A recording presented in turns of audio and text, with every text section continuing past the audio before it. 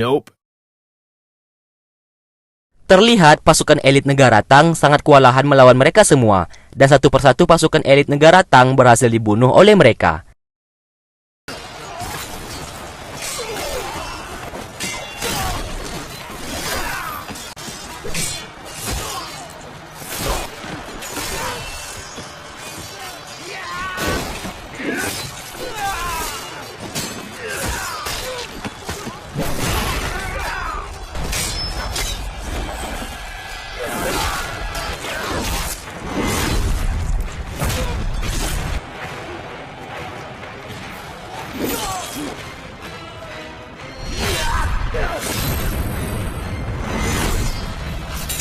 Kini hanya tersisa Jenderal Xianzi yang masih diberi kesempatan untuk hidup.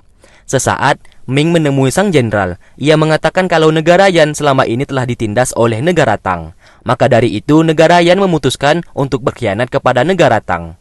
Mendengarkan hal tersebut, sang jenderal merasa sangat marah. Ia pun berusaha untuk menyerang Ming, namun tindakannya hanya sia-sia.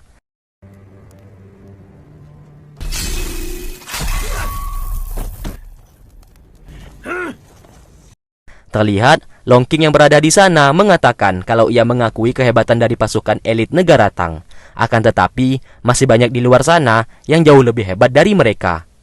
Melihat kedatangan Long Qing, Jenderal Xianzi merasa heran kenapa Long Qing dan Ming bisa bekerja sama, padahal hubungan mereka dari dulu tidak pernah baik-baik saja.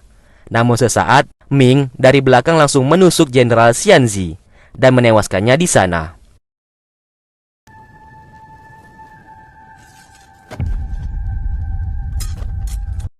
Singkatnya, berita pengkhianatan negara Yan kepada negara Tang terdengar di istana.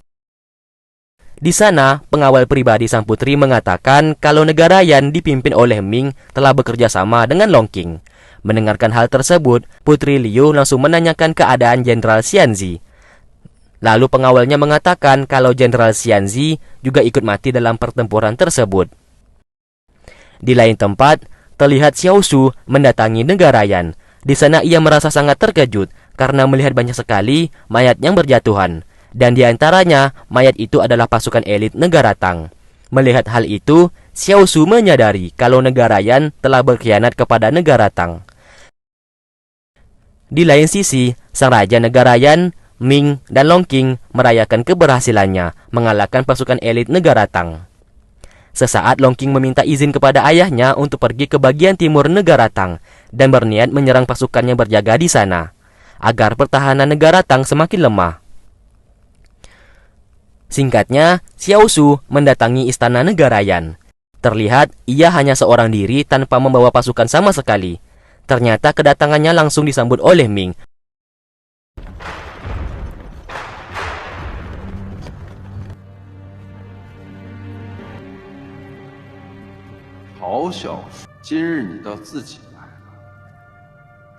Di sana Ming mengatakan kalau ia memang berniat membunuhnya, dan kini malah Xiao Su sendiri yang mengantarkan nyawanya.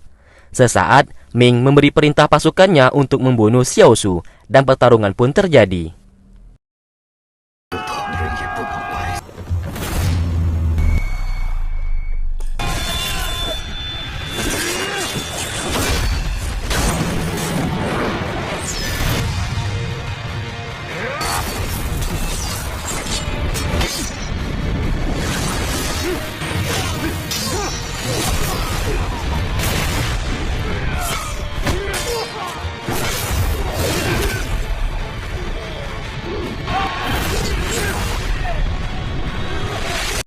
Terlihat Xiao Su dengan mudah mengalahkan mereka, meskipun ia hanya seorang diri.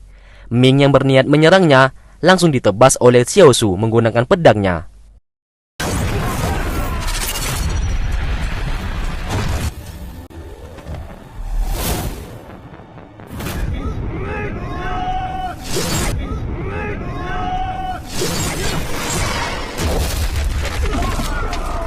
Setelah mengalahkan mereka semua, tiba-tiba Raja Negara Yan menemui Xiao Su. Ia mengatakan kalau negara Tang saat ini telah diambang kehancuran, karena pasukan elit negara Tang berhasil ia kalahkan. Dan saat ini tidak ada lagi yang bisa melindungi negara Tang. Lalu Xiao Su menjawab kalau masih ada dirinya yang akan melindungi negara Tang. Terlihat, Xiao Su langsung menyerang Raja Negara Yan dan menewaskannya di sana.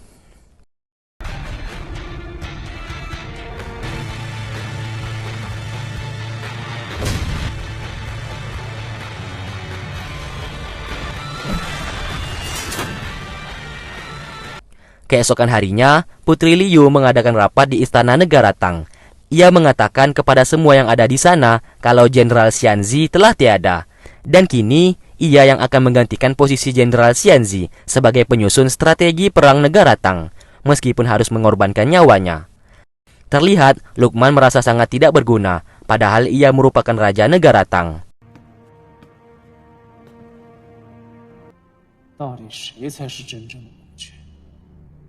Singkatnya, Jenderal Ma menemui Xiao Tian. Ia mengatakan kalau Lukman kini telah menjadi Raja Negara Tang dan tidak menaati wasiat dari sang raja.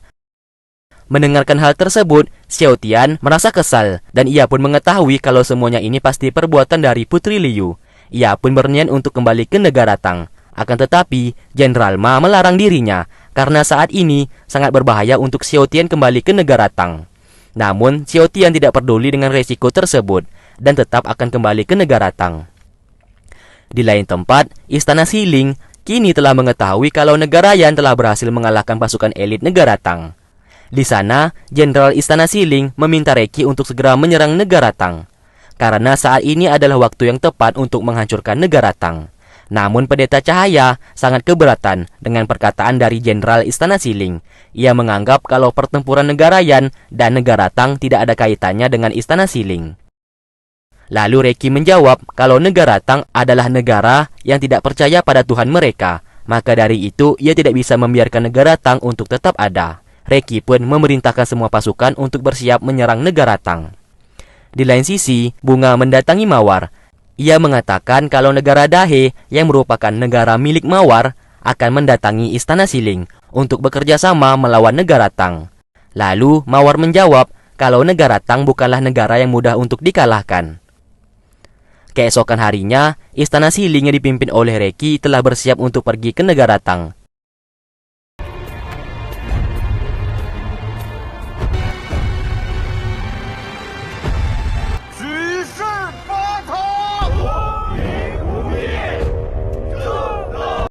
Di kejauhan, terlihat Hou Tian terbangun dari pingsannya sehabis bertarung dengan sang master.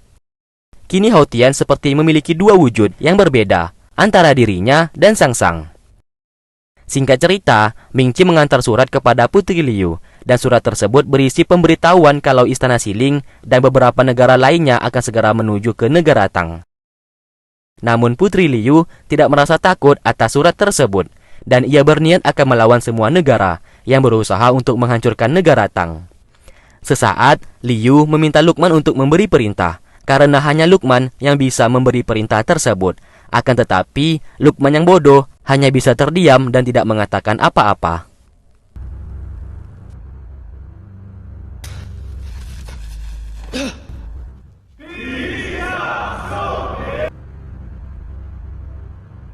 Terlihat, sang jenderal mendatangi rapat yang diadakan oleh Putri Liu. Di sana ia mengatakan kalau saat ini, Long Qing dan pasukannya sedang menuju bagian timur negara Tang dan berniat menghabisi semua pasukan di sana.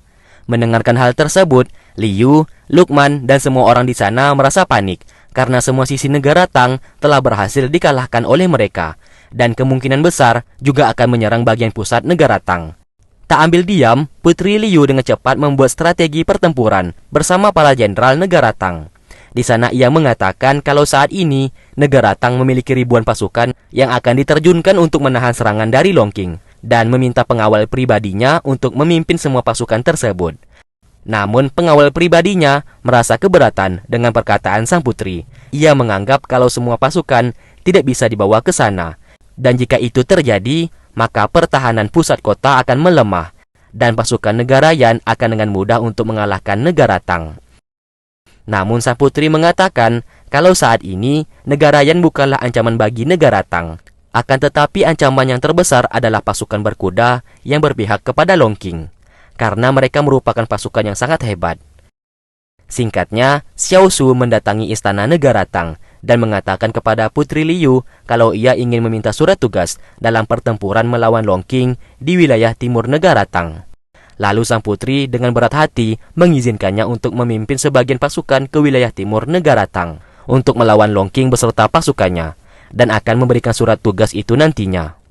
Terlihat, Xiao Su yang hendak pergi, tiba-tiba Putri Liu memberikan hormat kepadanya karena telah mau membantu negara Tang. Singkat cerita, Putri Liu langsung merubah strateginya dan mengatakan kepada para jenderal kalau saat ini ia akan membiarkan sebagian pasukan negara Tang akan tetap berada di pusat kota. Namun, pengawal pribadi sang putri mengatakan kalau wilayah selatan juga perlu dilindungi, karena wilayah itu juga rawan untuk ditembus oleh musuh. Mendengarkan hal itu, sang putri berniat mengirim Jenderal Su ke wilayah tersebut agar semua wilayah bisa mendapatkan perlindungan yang adil. Mendengarkan nama Jenderal Su, Lukman yang berada di sana tiba-tiba teringat dengan perkataan dari Ming Qi yang mengatakan kalau suatu saat nanti Jenderal Su akan menjadi ancaman baginya. Ia pun seketika dengan cepat menemui Ming Qi. Di sana ia meminta Ming Qi untuk kembali mengirim pesan kepada Istana Siling kalau saat ini Jenderal Su sedang menuju wilayah bagian selatan negara Tang dan ia menginginkan Istana Siling untuk menghabisi Jenderal Su. Singkatnya, sang jenderal menemui Putri Liu. Di sana ia menyampaikan info kalau saat ini wilayah selatan telah berkhianat dan bersekutu dengan pasukan Istana Siling. Terlihat, Lukman berpura-pura menanyakan kondisi Jenderal Su saat ini. Lalu sang jenderal mengatakan kalau Jenderal Su juga diserang dan tewas di sana. Mendengarkan hal tersebut, Putri Liu seketika hampir pingsan karena telah kehilangan sosok jenderal yang sangat hebat. Tanpa Putri Liu sadari kalau kematian Jenderal Su disebabkan oleh Lukman yang telah membocorkan kepergian Jenderal Su ke bagian wilayah selatan kepada Istana Siling. Di lain tempat, ternyata jarum ajaib milik kakek legend yang berguna untuk melindungi negara Tang berada di hutan akademi. Terlihat semua murid sang master menjaga jarum tersebut karena mereka tidak akan membiarkan jarum itu jatuh ke tangan orang yang salah. Di lain tempat, Ningki masih berusaha mencari keberadaan Sangsang dan Master, meskipun dirinya sudah sangat kelelahan dan hampir pingsan di sana.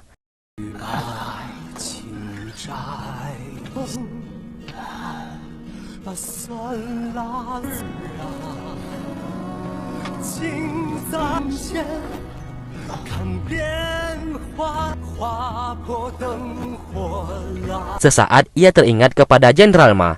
Ia pun berniat akan kembali ke kota Waicheng.